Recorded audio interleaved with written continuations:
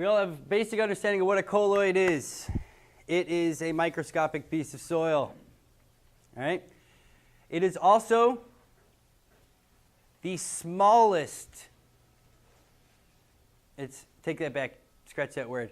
It is the end result of decomposition or erosion or mineralization. What I mean by that is, as microorganisms break down a leaf, they shoot in enzymes to it and they start breaking it down. Eventually, that leaf gets broken down into small enough pieces that we're talking about molecules. So small, we're getting it down to just the molecule form. We're talking maybe 3 or 4 molecules bonded together, and at that point, it can't get any smaller. It can't break down any more. Okay? That is a colloid. The smallest form of decomposition or mineralization or erosion. Any questions on that statement? Let me clarify. We get soil from 2 places. Parent material, right, from rocks, and we get it from organic material, right? Plants or animal wastes. That's how we create soil.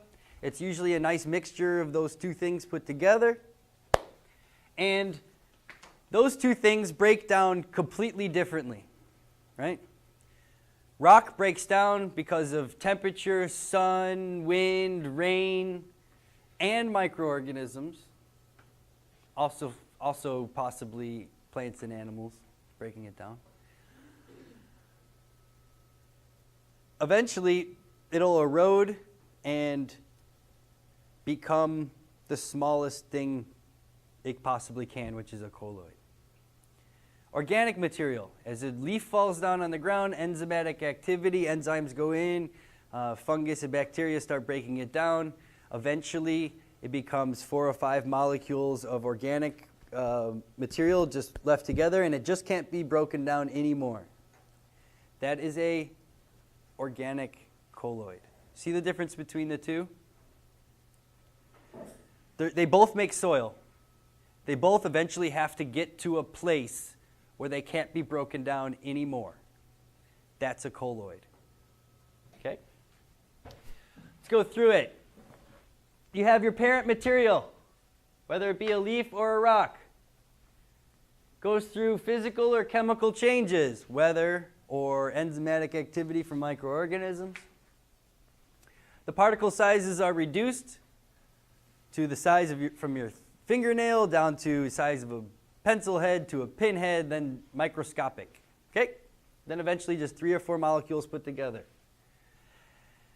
As this happens, as these rocks are being broken down by rain, minerals are released from the rock or from the leaf material.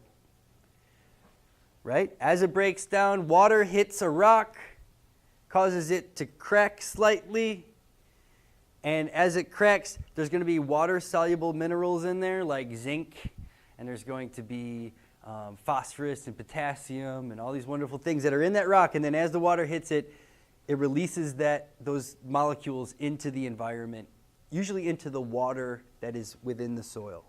Okay? Everybody understand that? The minerals that are released, the ones that come off of those small balls of material, they reform as secondary minerals, which are stable under weathering. They're either positive or negative.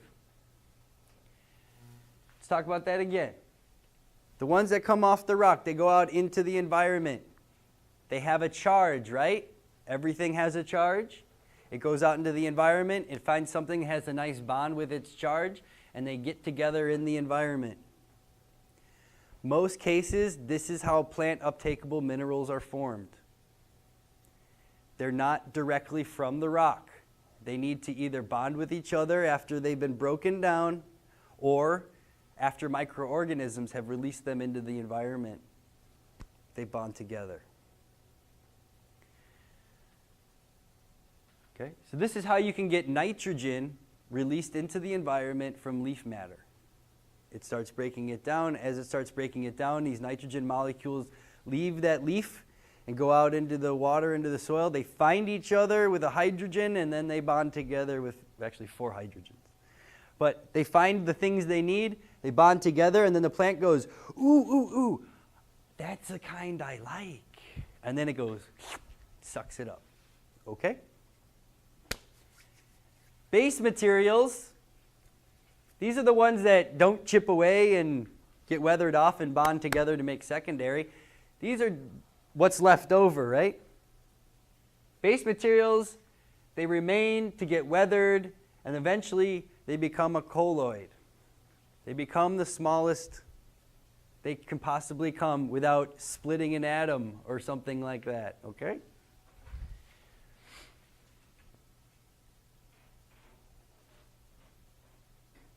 There's 2 kinds of colloids, as I mentioned. The organic kind, made from leaf material or wood or whatever, litter. These are held together at that small level, usually by microorganism, bacteria or fungi. They excrete ooze, right? Enzymes and whatnot. Well, these oozes and these enzymes, they'll actually bond together to make really, really sticky, highly charged compounds. And those will hold a couple balls of soil together, right? These little nodules they'll hold it together so tightly that they can't be broken apart. It's because these enzymes that they make and this glue that the microorganisms create have such a charge that you can't break the bond. Held together so tightly. Through magnetic charge, not through any other thing, not glue or anything like that. It's held together by charge. When a mineral colloid gets weathered down, it actually gets weathered down to a silica sheet, usually clay particle size, and it gets weathered down to look like a shard of glass. If you put it under a microscope, I'll show you a picture in a second. Okay? But it's actually like millions of microscopic little layers, almost like those crescent rolls, It's like phyllo dough, right? You peel away and it's just layer after layer after layer.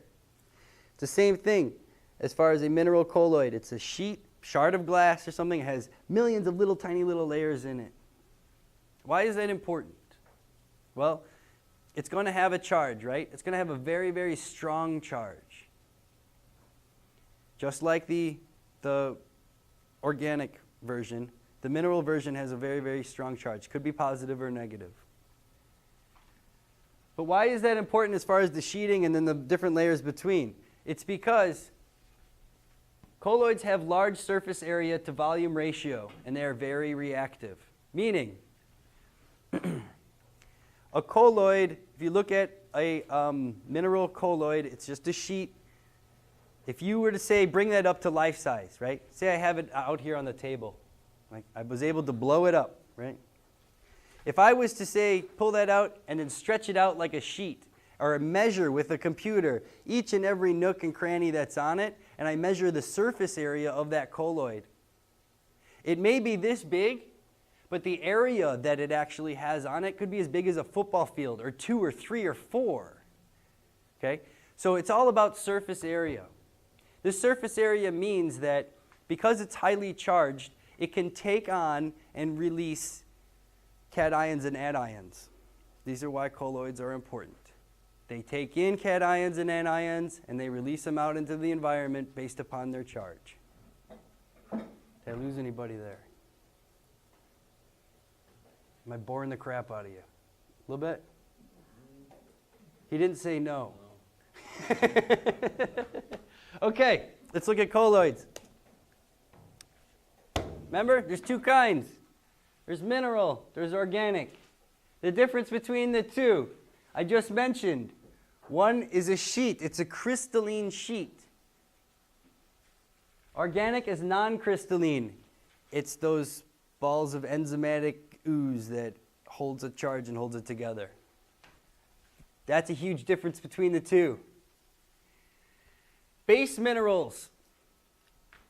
When we're talking about soil, almost all soils have aluminum and or silica in it. Volcanic parent material, non-volcanic parent material, granite. Okay? So, in Hawaii, when a colloid is created from minerals, it's usually going to be, the base material is going to be a sheet of aluminum.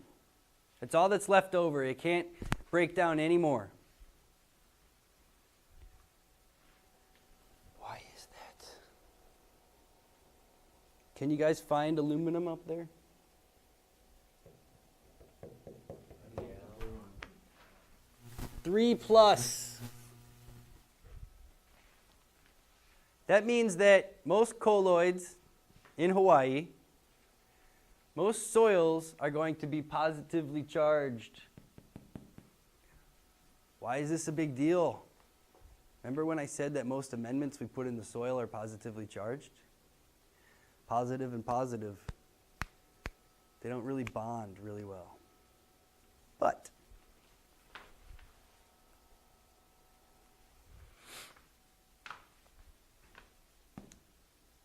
organic materials. The base material is usually a combination of CH and O, nitrogen, phosphorus, sulfur, and many others.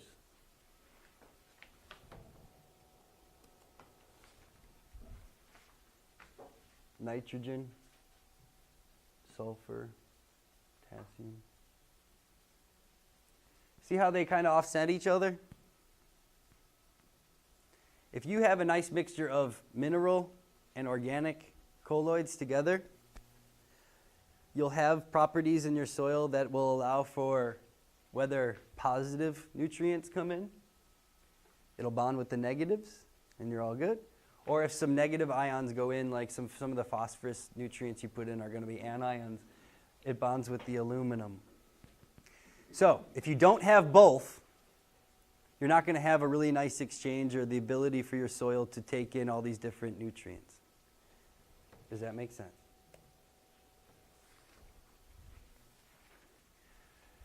Mineral colloids. They usually have a permanent charge. Why? Because it's usually made of aluminum. Aluminum's always got that same charge. Or it can be pH dependent. We're going to talk about pH in a second. You'll understand its concept, and then you might be able to understand why you might be able to change the charge. Okay? Essentially, if I fill up the 3+, if I fill up all of the extra, it's actually the 3 missing electrons, then with hydrogen, then I can change the charge, but I don't want to get too much into that, okay? Organic ones are pH dependent. Depending on, remember we talked about what is pH? It's the properties of hydrogen, how much hydrogen is in there. So if I'm able to add or subtract hydrogen atoms within my soil, I can change whether or not the colloid is positive or negative. This is very dependent on the degree of decomposition. So as you get closer to a colloid, an organic, the material that becomes the colloid can change from negative to positive to negative to positive to positive to negative as it goes through those steps to become a colloid. It's all dependent on at what phase of decomposition you're at.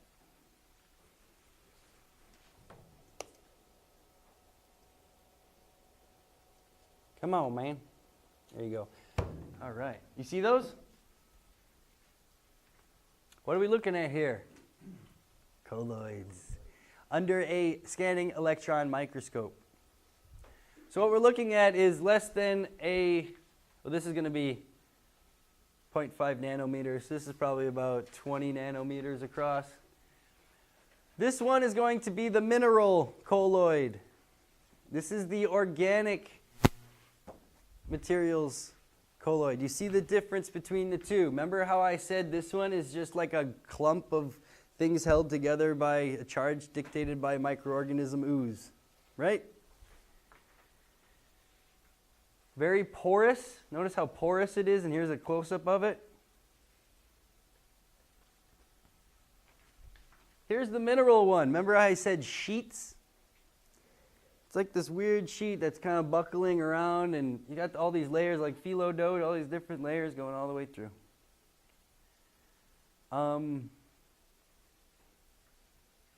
Surface area, right?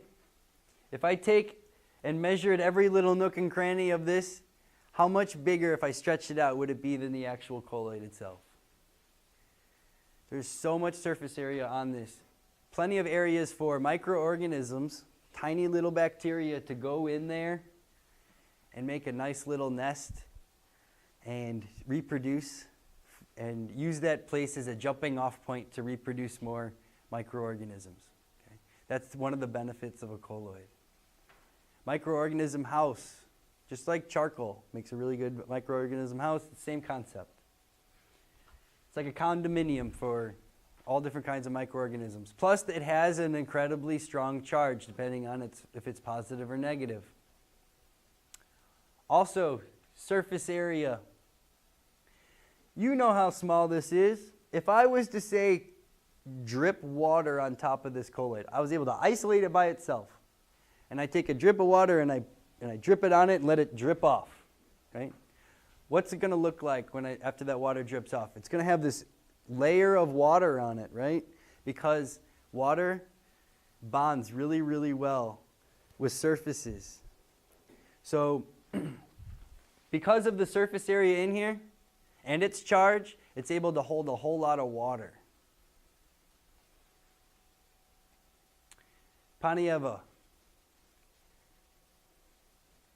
Do you think that most of the soil in Panieva has reached its point where it can't be decomposed or eroded anymore?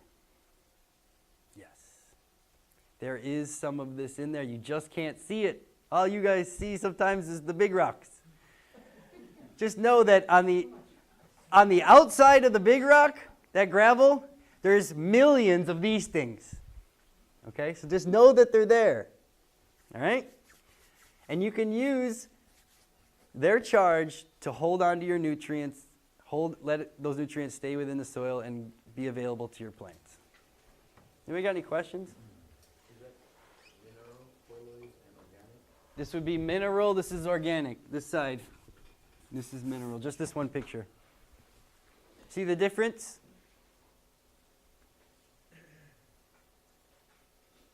Kind of like a crumpled piece of paper versus crystalline sheets. Okay. Now we're going back to that concept of cation exchange capacity. How are we doing that camera, all right?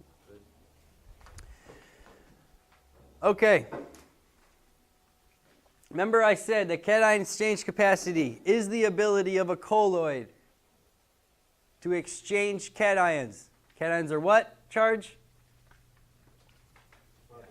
Positive. Okay. So it's the ability of a colloid, it's actually the negative charge of a colloid is its cation exchange capacity. So how strong that negative charge is of that colloid dictates how well it kind of exchanges. If it's super strong, imagine that colloid surface has a super strong magnetic charge. Does it have a good exchange capacity? If it's super strong, imagine something's floating along and then bonds to that and it's super strong. Can it escape real easily? Nope. Super strong means that it doesn't exchange all that well. But if it's slightly negative, just slightly, then you can have these things coming and it has enough, it's not strong enough, it can just jump off or it can be pulled, it's actually pulled off by another colloid. But it can exchange and go back and forth, right? So the cation exchange capacity, I think, let's look at your homework. Where's that question? Number 5. In your own words, describe what a cation exchange capacity is and why is it important? In your own words. No plagiarism, please. So, what is it? It's a negative charge of a colloid. That's all you need to write for answer that question right there. Of course, the next part of the question is much more difficult. It's its capacity to hold cations. Here is a list of many cations. Okay? Probably the most important cation to know is this one. What is H? Hydrogen. Let me talk about hydrogen here real quick. All right. Where's hydrogen at? All the way up here. Why is it up there in the top left corner? It has to do with the atomic weight. That means each and every single mineral that's on this board has a weight to it, right? Just like anything in the world, it has property of weight. The number that's just below the name is the atomic weight of the mineral. Hydrogen is 1.007. Nothing on this map is lighter. It is the lightest mineral that we know of. With that, knowing that it's super light and carefree, it's able to just kind of bounce around wherever it wants to go. And where there is a place for hydrogen to go, it'll usually be the first one there because it's super fast and light. Okay? This will come into play when we're talking about pH. Remember we talked about hydrogen? pH.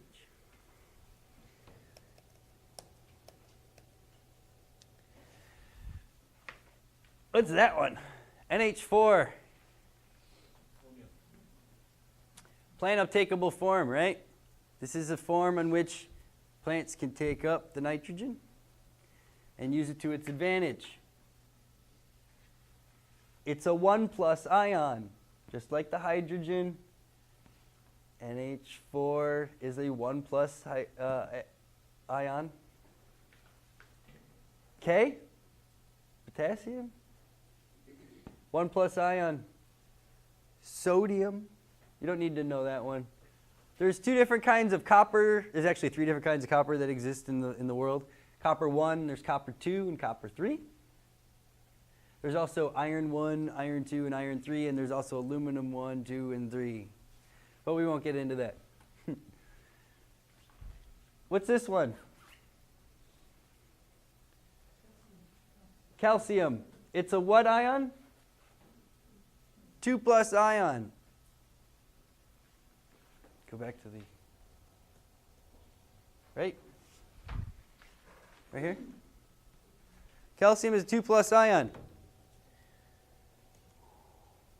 What is the weight of calcium? 40.078. It's pretty heavy, right, compared to hydrogen? But if I have a colloid, like this one, I have 2 colloids, identical colloids right next to each other. One of them I put, oh, bad analogy. One colloid, I got one colloid. And I take calcium and I take hydrogen, and I put it in the same environment as the colloid.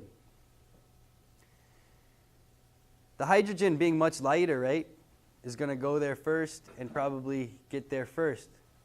But because the calcium is a 2+ ion instead of a 1+ ion, it has a stronger magnetic charge than a 1+ ion, twice as strong. It'll come in after the hydrogen and kick it off, and then go to the colloid and bond. Okay? So that is why you use calcium to lime with. because it has a 2+ ion charge, which is actually, I think, the only one. Oh, there's magnesium, which actually is used to change pH as well. So the only plant nutrient that is in the 2+ range is this one and this one. Both of these are used to kick that one off and change the pH. We'll talk about that when we get to pH. Okay?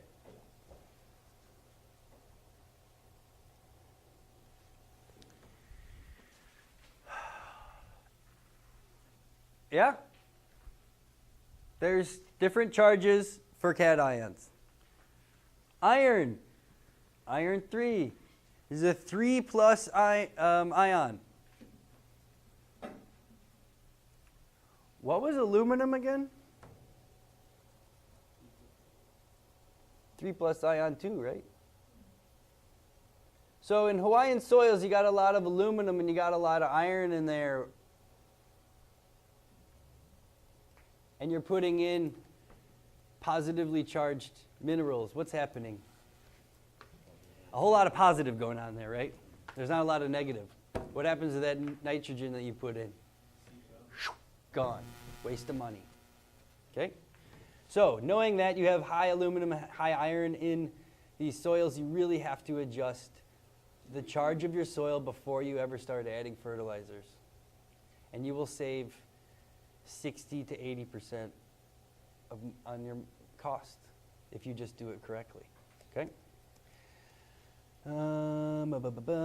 Something's crawling up my butt. Okay. Cation exchange capacity, as I kind of just mentioned, it varies with pH. So if you have a highly acidic soil, you have an awful lot of this in there. Right? We'll get to that. Cation exchange capacity dictates plant available nutrients. Okay? Most times that you add nutrients to your soil, there's that relationship, that buffer between your hand and the plant. That buffer is soil. The soil has to do its thing. You can't just put fertilizers in and have it go directly into the plant. It has to bond with the soil in order for a plant to even see it. It has to be stuck to a colloid surface in order for the plant to even recognize it's there. If it's just flowing through in water, you're putting out a nitrogen fertilizer, it's a liquid fertilizer, and you put it out and your pH is 3.5, well, that's just going to flow right on through, right? We just went through that. Everybody understand cation exchange capacity to a minimum? Enough to answer the question? Looking back at this thing again. Cation exchange capacity, yeah? All right. I'm going to explain it even further, and we're going to talk a little bit about hydrogen and how plants are your enemy when you're a farmer, okay?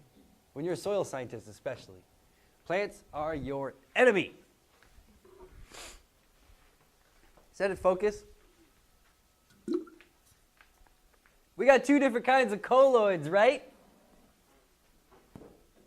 Humus particle and a clay particle.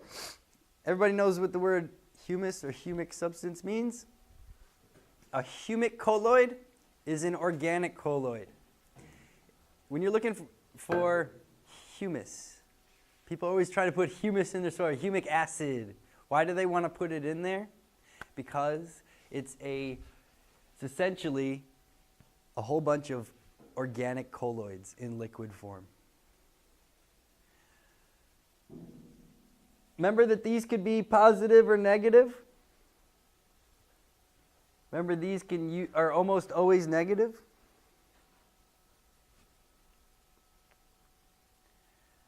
They almost always bond with cations, right? These are all cations, right?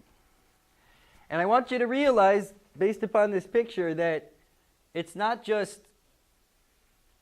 one compound that bonds with a colloid surface. You can have a calcium ion on one side and then some ammonia, potassium